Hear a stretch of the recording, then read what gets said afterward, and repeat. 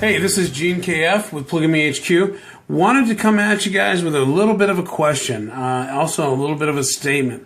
Today, one of my family members told me about another family member, and that family member has children. Those children have not seen their uncle for 5-6 years, all because of a little thing called polygamy. That's right, I'm an evil polygamist. I take care of multiple wives and children. I make sure that my bills are paid, food on the table, and I do all the little things it takes to be responsible for them. But I'm evil because I have more than one wife. Now, keep in mind that this world has no problem having sex with all kinds of people. Other than your wife or your husband. They have no problem having teenage sex, getting pregnant, if they're lucky, marrying early, committing adultery, beating children, but I'm the evil polygamist. Let me ask you a question. What is so exactly evil about being a polygamist?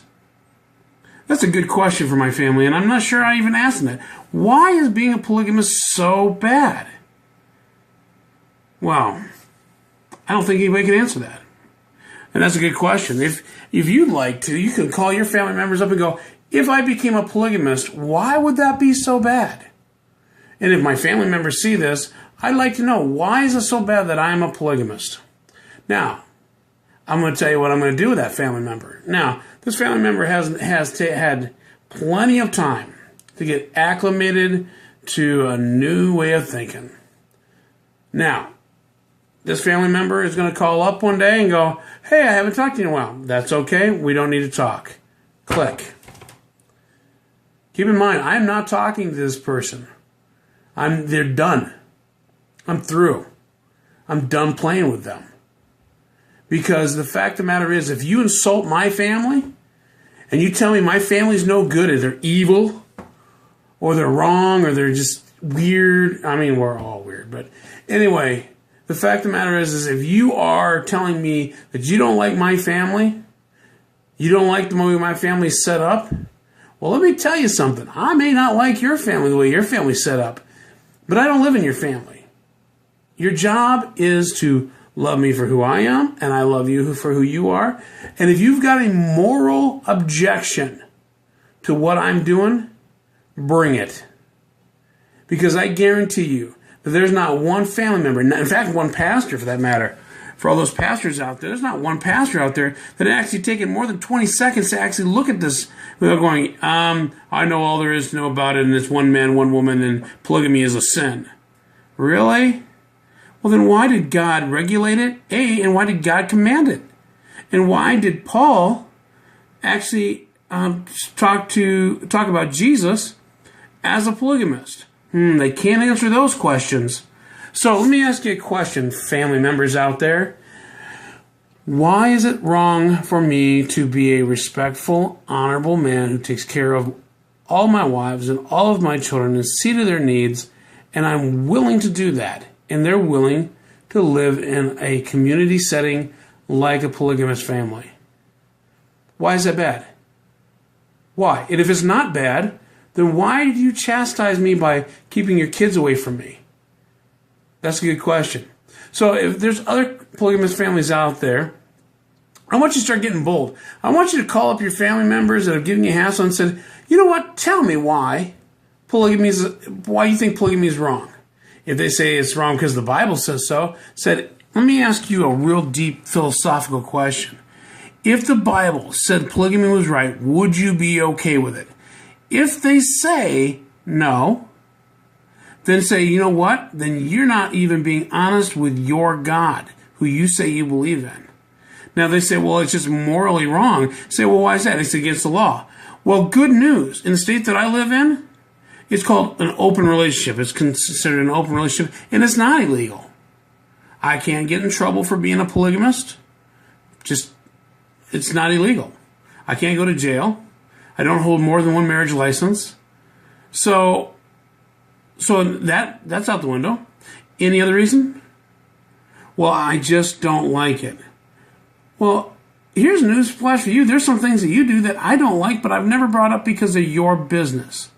Are you telling me that you're so petty that you're going to take one part of my life and you're going to focus on it so much that that's the only thing you can see? Now, granted, we all do it. But I'm asking you to look past that. I'm asking you to look at the big picture. And if you can't see the big picture, get a big picture. By the way, the next pastor that thinks they can ask me personal questions, like how do you take care of your family? How do you do this? How do you do that? I say, you know what? Those are pretty personal questions. Why don't you come out to my Why don't you come out to my house? You come visit me. You come get to know me. And then I'll be obliged to maybe ask some more personal questions. Second of all, when I'm led as a member in your church, when I'm accepted as an individual who has a say in your church, I might feel obligated to answer your questions. But until then, it's none of your business. Because I'm tired of having to justify myself in front of you when you don't even take the time to read your own word, the thing that you do every day. And what's funny to me is that some of these pastors haven't even taken the time to do the study. They haven't done it. And if they do it, then they're thinking about their pocketbook. Oh, well, and then this is what I love. They couch it in this. Well, you know, I know it's not a sin, but, you know, some of the congregants, they just wouldn't appreciate it. Well, guess what? They don't have to appreciate it. They have to find out if it's biblical or non-biblical, right or wrong, and if it's right, then they shouldn't be bothered by it.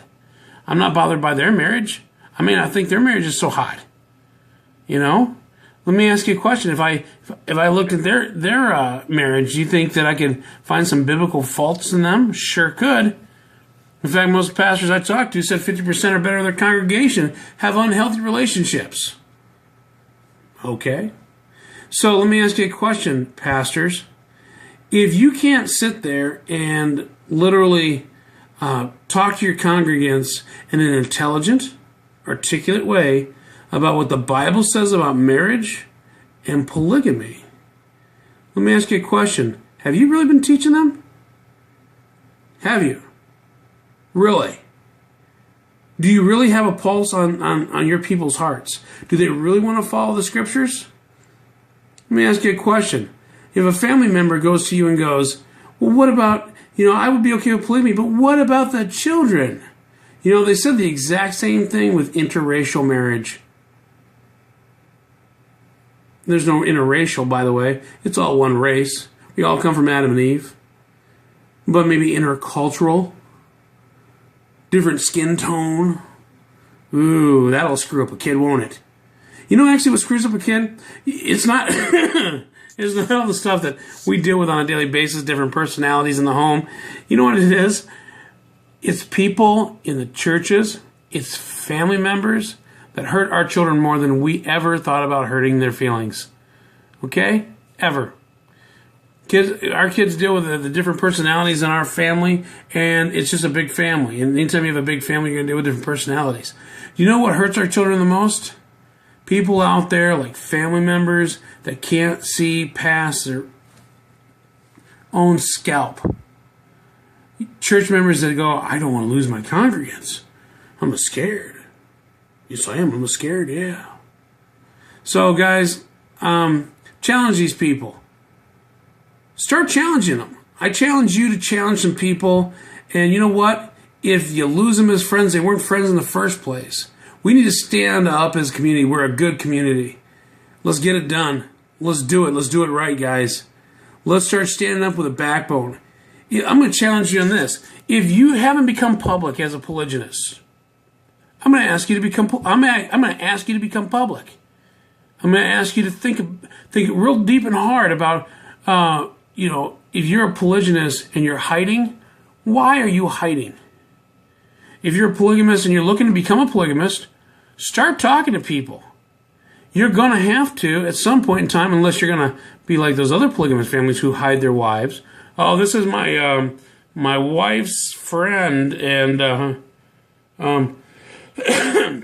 yeah, we just kind of, we all stay together in the same house, and oh, the kids, they call me daddy because it's cute. Yeah, that's got to be embarrassing for your children, by the way. Nicely done there, dads. So let's get a backbone. Let's quit taking the junk that our families are dishing out, and let's start asking them some questions. Because the fact of the matter is that they're making the accusations. They need to bring out why they think it's wrong. And I guarantee you, you push the issue, they're going to run with their tail between their legs, and they're going to look dumber than all box of rocks. I kid you not. Because the fact of the matter is, they don't even have their own lives straight, let alone tell you how to live your life. Same thing with pastors. Same thing with church members. Same thing with general public. And here's the interesting thing, folks. The general public does not care. Believe it or not, they don't care. You care less that you're a polygamist. They think you're kind of odd. You're different. But hey, cool with me. And so just continue to be bold, people. I'm challenging you to be bold. I want to ask you to put up right here in the comments. Tell me, if you haven't been bold, you're going to start being bold. Okay? I want a commitment from people. You going to start being bold? Put it down there. If you haven't been bold before, put it down there. You know, I haven't been bold before, but you know what, Gene? I'm going to start being bold now. That's right. So, guys, I know I've kind of ranted and raved a little bit today. My family members, boy, they love to do it to me. And oh my goodness, religious people, you just gotta love them. I don't know why. But the fact is, guys, I'm challenging you to be bold, because unless you are, your children won't have the freedom to choose this life if they so choose, without fear of reprisal because you wouldn't stand up. This is Gene KF. Wishing you a good day. God bless. Make sure that you like, you share, you comment, and share. A little share button. Share it. And guys, we appreciate you so much here at HQ. We hope that we've been a blessing to you. God bless. Have a great day.